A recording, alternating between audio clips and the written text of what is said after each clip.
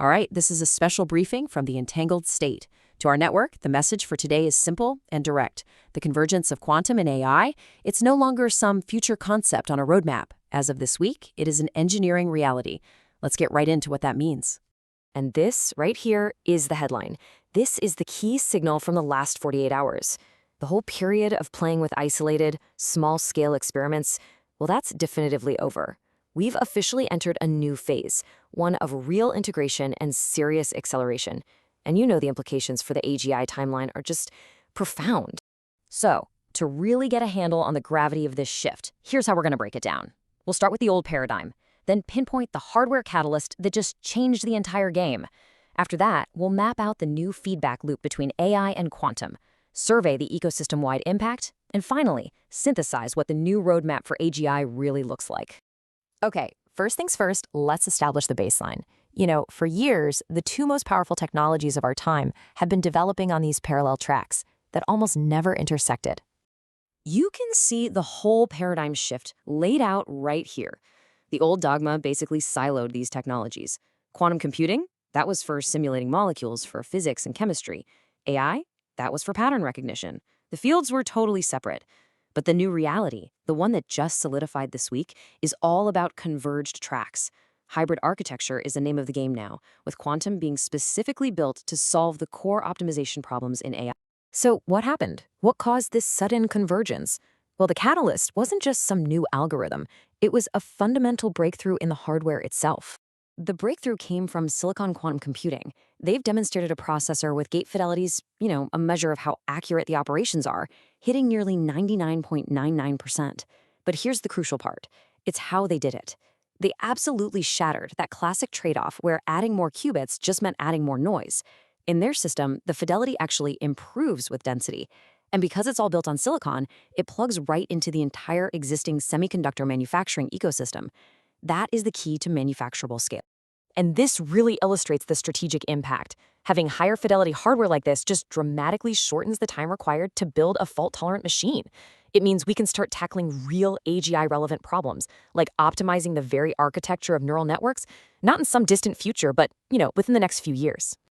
So this hardware spark, it didn't just improve one side of the equation. No, it ignited a feedback loop, a kind of symbiotic engine where AI and quantum have now started to accelerate each other. This is really the core thesis of our briefing today. It's a two-stroke engine. On one side, you have AI models that are now sophisticated enough to do real-time error correction, basically keeping the quantum processor coherent and alive. And on the other side, you have quantum processors now being designed specifically to attack the mathematical bottlenecks that completely stall classical AI training. Let's look at that first stroke.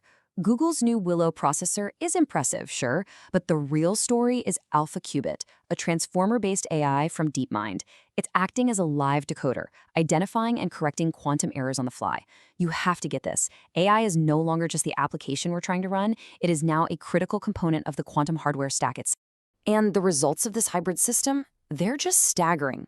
The benchmark computation that Willow performed in 5 minutes, well, it would take a state-of-the-art classical supercomputer an estimated 10 septillion years to do the same thing. This just shows you the sheer scale of the advantage that gets unlocked when a stable quantum processor is guided by a powerful AI. Now for the second stroke of this engine. IBM's new Nighthawk processor is, you could argue, the first QPU built with AI architects in mind. It's not for general simulation. Its architecture is specifically tailored to navigate those complex, non-convex optimization problems. The ones with tons of local minima that trap classical algorithms. These are the fundamental roadblocks in training today's largest AI models. And make no mistake, this is not happening in isolation. This convergence loop is now firing across the entire deep tech ecosystem.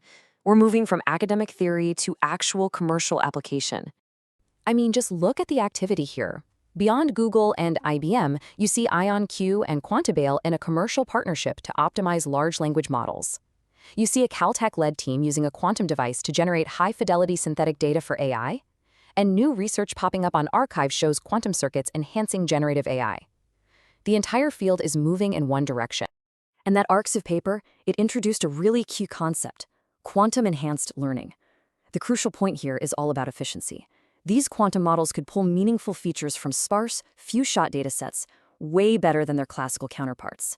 This points to a potential path to AGI that doesn't rely on just brute forcing ever larger datasets, but on learning intelligently, more like a human. Okay, so let's put all these pieces together. The hardware breakthrough, the feedback loop, the ecosystem mobilization. What does the new strategic roadmap to AGI actually look like now? There are 4 critical takeaways for all of us. First, any serious AGI roadmap from this point forward has to be a hybrid quantum classical one, period. Second, the whole era of just scaling LLMs with brute force compute to approximate intelligence, that's going to give way to an era of provable quantum-assisted optimization. Third, AI is now part of the infrastructure for quantum. And finally, because of this self-reinforcing cycle, the timeline is compressing fast. And this brings us to the new timeline we're all operating on. Right now, today, this feedback loop is closed and it is operational. Within this decade, thanks to hardware like SQCs, using quantum to design better AI architectures becomes not just possible, but feasible. And that puts AGI-relevant breakthroughs, powered by the incredible scalability of silicon, firmly on the table by 2030. The strategic landscape has fundamentally changed. The debate is over. The convergence is here, and that feedback loop is accelerating. So the question for all of us is no longer a matter of possibility, but of velocity. The critical question is no longer if,